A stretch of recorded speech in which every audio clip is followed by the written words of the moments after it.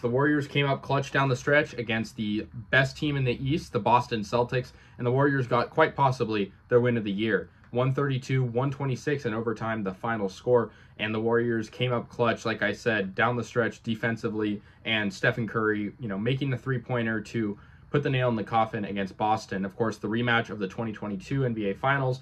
The Warriors, of course, shorthanded inevitably without Gary Payton II due to injury, Draymond Green as well, and then, of course, somewhat early throughout the game, Brandon Podziemski gets injured, and, he's the starting second guard option for the Warriors. So for them, playing shorthanded and still getting a win over a team like the Celtics is huge from a momentum standpoint, now on a 3-game win streak, but also beating a team like this, it means a lot. It means if you're able to beat a team like this, with Jason Tatum and Jaylen Brown, then it says a lot. And the entire Celtics starting lineup was in double figures, and they had 2 bench guys with big performances as well. But the Warriors defensively at the start of the game really were not playing very good. The Warriors were down by a lot, by as much as 17 points, and it was really tough for them to kind of come back, because every time the Warriors would come back or decrease the deficit, the Celtics would hit a 3, and it was them that was really clutch. Of course, Kristaps Porzingis is not playing for the Celtics right now, so that did help the Warriors from a size standpoint, because the Warriors had a lot of trouble getting rebounds at certain times of the game. You look at the rebounds, total rebounds, the Warriors actually had more, but when it mattered, I feel like, Boston was getting offensive rebounds, and with the amount of shooting power they have, were able to create second, third, even fourth chance opportunities.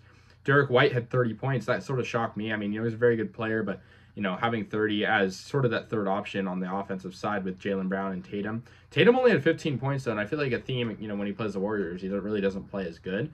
Jaylen Brown had 28.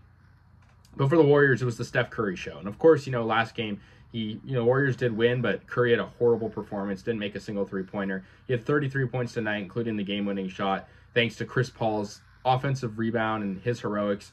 And another one person I want to point out is Trayce Jackson-Davis off the bench, the rookie big man. He had 10 points and 13 rebounds, so a double-double. Of course, late second-round pick, a guy that hasn't seen the court as much as he'd probably like to this year. And I honestly think that he could easily come for Kevon Looney's starting spot in that lineup. I mean, Looney only played 14 minutes, and out of a over 50-minute game with overtime, that's not a lot. And Davis played 29, so I think it sort of shows his minutes increasing.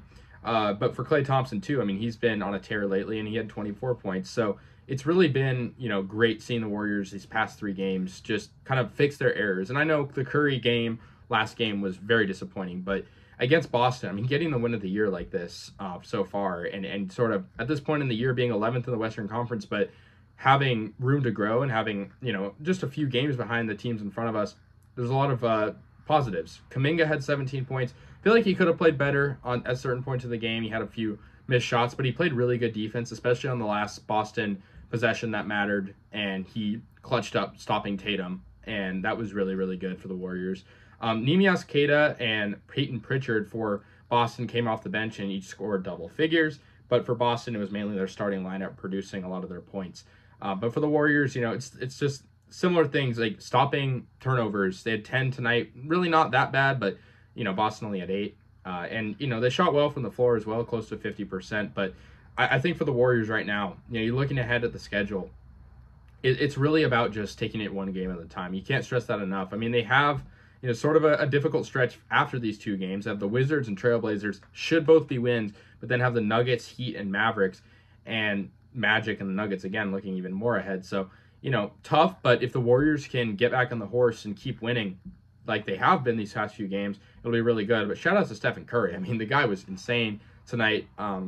He really did not play good last game and showed that he cared to improve and had that clutch dagger. Chris Paul also very clutch, and he made some really good shots as well. I know I've been critical of him this year, but it was good to see him kind of find that pass and be unselfish and make some shots of his own. But hope Podziemski's okay. He only played 16 minutes, like I said, came out fairly early in the game, and he has, an injury right now. I think it's a back strain. So pretty concerning. I really hope he's all right. He's been huge for us this year, but we'll see what happens. So that's going to do it, guys. Warriors win in overtime, 132 to 126. Let me know your thoughts. I'll see you guys later. And yeah, go Warriors.